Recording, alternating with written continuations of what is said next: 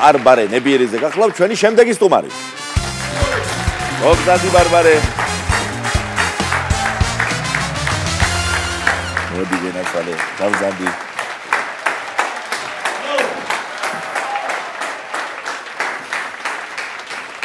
ბარბარე, დიდი მადლობა მობრძანებისთვის. პირველ რიგში გეტყვი, რომ შესანიშნავად გამოიყურები. ძალიან ლამაზი ხარ და ცხოვრებაში კიდევ უფრო მომხიბვლელი ყოფილიყარ, ვიდრე ეკრანზე. ასე რომ ამას ვეტყვი მაყურებელს, რომ აი ესეთი არაჩვეულებრივი ბარბარე ყავს დღეს სტუმრად. შენ მე გაგიცანი და ალბათ უმრავლესობა ჩვენი ტელემაყურებლისა პროექტიდან პატარების დიდი შოუ. და სწორედ ამ გადაცემიდან ვიცი, რომ შენ ცეკვავ საბალეტო სტუდიაში, საბალეტო სასწავლებელშიც აგრეთვე და იმავდროულად მღერი. ეხლა მე მაინტერესებს რომელი უფრო გიყვარს, ამიტომ ასე დაგისვამ შეკითხვას. ცეკვაზე დადიხარ სიმღერით თუ სიმღერაზე დადიხარ ცეკვით? როგორ მეტყოდი? ორივეზე. ეს კი ორივეს არამარად მოგწონს. იცი რა მითხარი?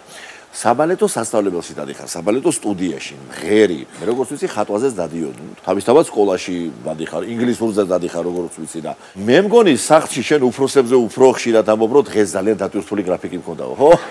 არა, საერთოდ არ ვიღლები.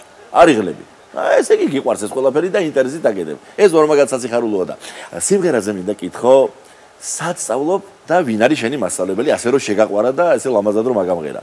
მე ვსწავლობ ჩიკოს სტუდიაში.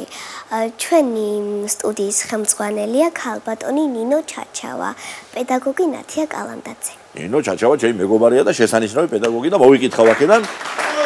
და მადლობა მას ესეთ კაი საქმეს ვაკეთებ და შესანიშნავ მოსწავლეებს რომ ზრდის.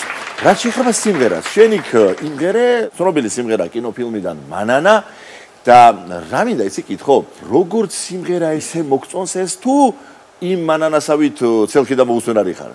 როგორც სიმღერა.